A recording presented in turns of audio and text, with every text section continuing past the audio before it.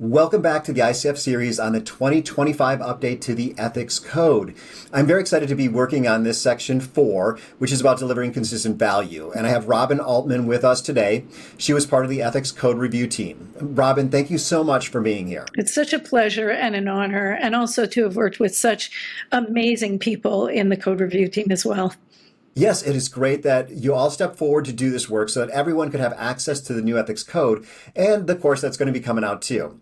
But let's jump into section 4.1, which is about a status differential. So what do coaches need to know here? You know, coaching is such an enriching partnership, and it's a dance between the coach and the client towards whatever their vision is, their goals are, and their overall flourishing. As ICF professionals, we approach this partnership with the bedrock of equivalence.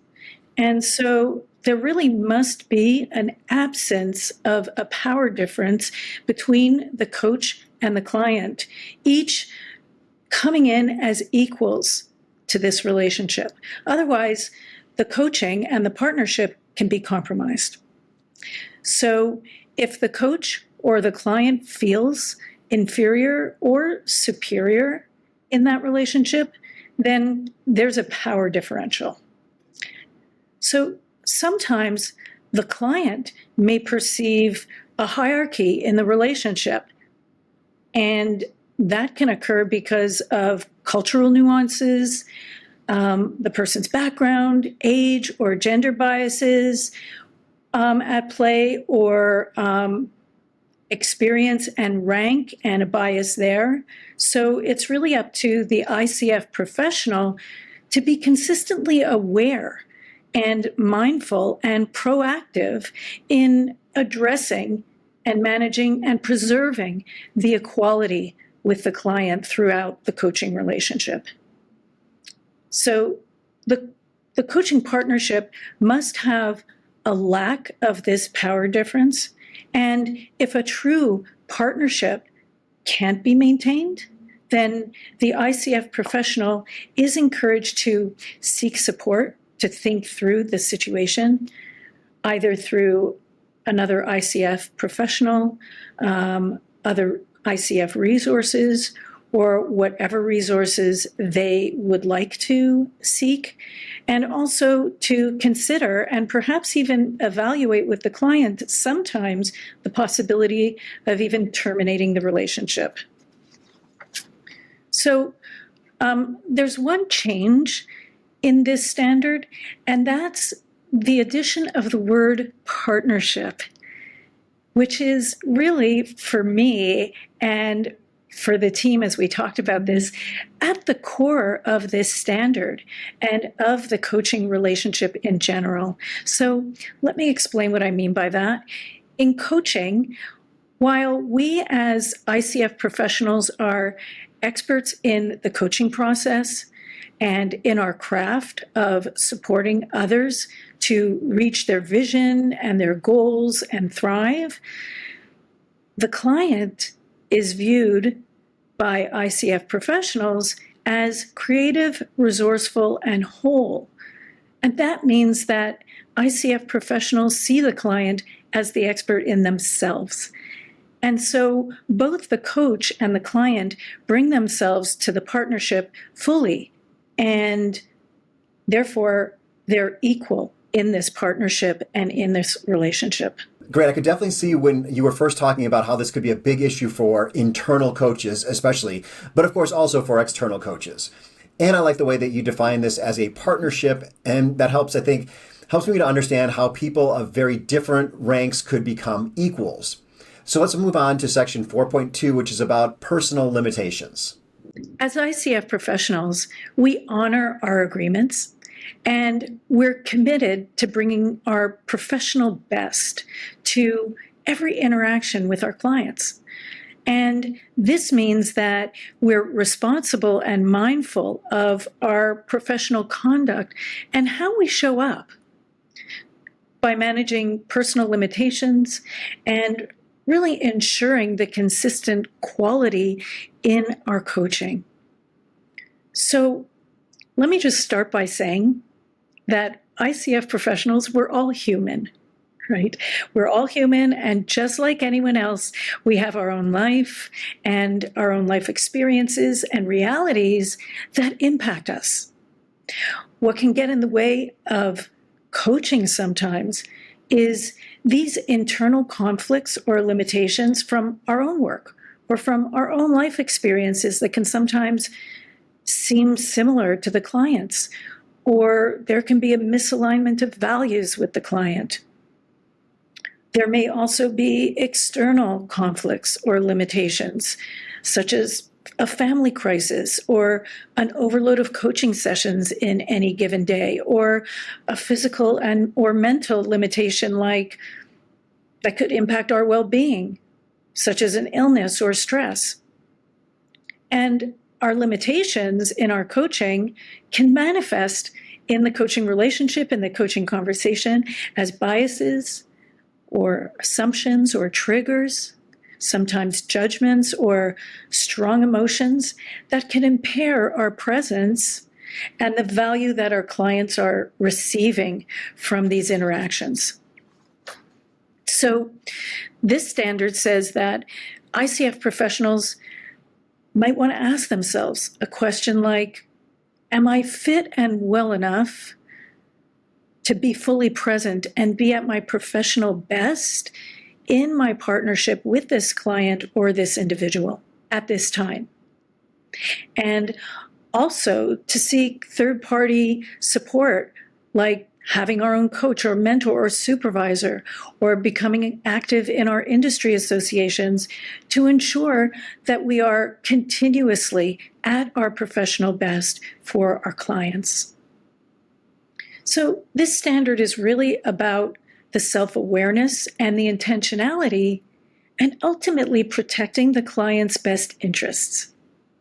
And if we see that we can't show up at our professional best, then it's incumbent upon us as ICF professionals to be honest with ourselves and the client, and even think of canceling the session, or perhaps referring to another coach or third-party professional, like a psychologist, lawyer, medical professionals, financial professionals, health and fitness professionals, that might be better suited to support our client at that point in time. An example of this might be someone who is coaching, could be an executive, on a different topic. However, they learn that the executive is a recovering alcoholic. And if that coach has a loved one, or that coach is exposed to and impacted by someone who is a recovering alcoholic or an alcoholic, they may not deem that they are ready or able to be there fully in their presence with that particular client. And at that point, it would be very appropriate for that coach to refer to somebody else, to a different coach, or even to a different professional. The change of this standard from the last iteration in the code is basically just simplifying the language a little bit to emphasize the responsibility of the coach to be proactive and resourceful in resolving the situation should the situation arise. So the language is a little bit less didactic in its approach, allowing the coach to access their own intuition, their gut, their inner wisdom, and also to seek support and resources from other professionals in our ecosystem if the situation arises. Great. Well, thank you for that. I especially like the part of asking yourself, am I ready to be at my professional best before a coaching session, or even each morning to ask yourself that? But I do want to get on to the next section, which is 4.3, which is about whether or when there's a change or a shift in value. I'm really excited to hear your take on this one, because this was a little bit less clear to me about what might be happening here. Okay, well, I certainly hope that I could help there. So, in this standard, ICF professionals pledge to maintain the integrity of the relationship by being mindful of the value of the relationship to the client and bringing a customer-focused review process to the client's attention. Now, that may seem like a lot of words, but I'll explain. Ultimately, it's important that we don't assume that the client is getting benefit from the conversations or this conversation, or that we are the best resource for the client's needs in this at this particular time or in the particular circumstance that they're bringing. So it's incumbent upon us to regularly check in with the client as part of what we do, and also raising it when we notice the value may be changing. And we are transparent in raising it, addressing it, and letting the client share where they're at and how they're perceiving the value of this conversation, of this partnership. So if the client isn't receiving value, then we have to be responsive, even proactive, and change something. And this ultimately will preserve the relationship and the integrity of the partnership. And which is interesting because sometimes the client may decide it's not the right timing for coaching. And yet, if the coach raises this with them, the relationship is preserved. They may come back at another time. So it's really wonderful as well to do it.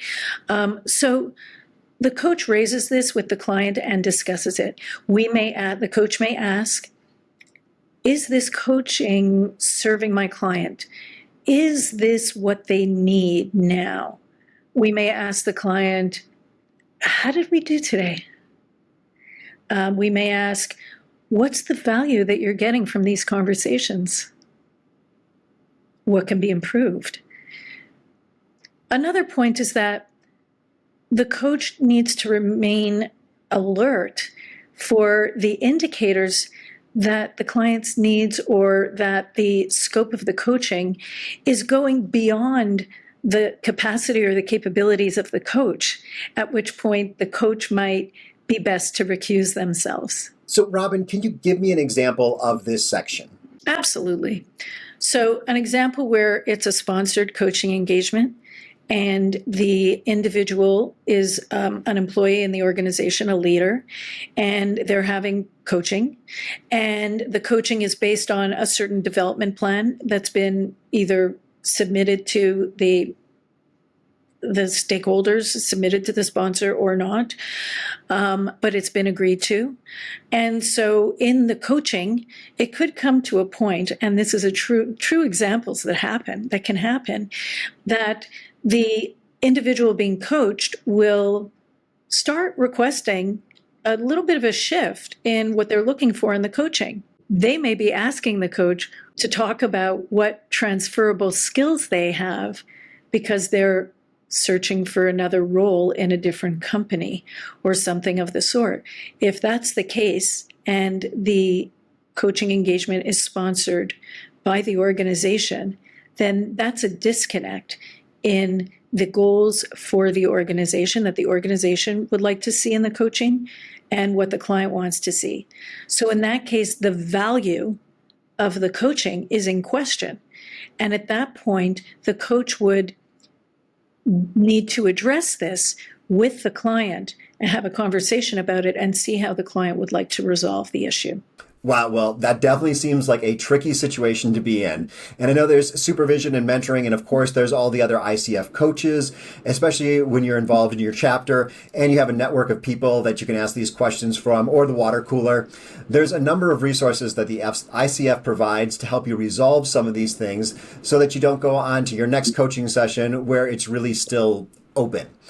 But maybe you could give us one more example before we wrap up. For sure. So let's say that the coach is contracted for X number of sessions, let's say 12 sessions, and there's a certain agenda for those 12 sessions. And let's say after session number 6, the client, because of your amazing coaching, has achieved all that they wanted to achieve. Every expectation that they had has been achieved at session 6. Well, at that point, it is incumbent, again, upon the coach to understand that they need to check in about the value that the individual is receiving and not just make up more ways of coaching with the individual if they seem to have already received the value that they were looking for. So again, this is not about making any assumptions around this or even considering that we know the answer to that. But that's why we check in on a regular basis to check with the client about the value that they're receiving. Where are they in the coaching engagement? Where are they in relation to what they wanted to achieve? And what would they like now?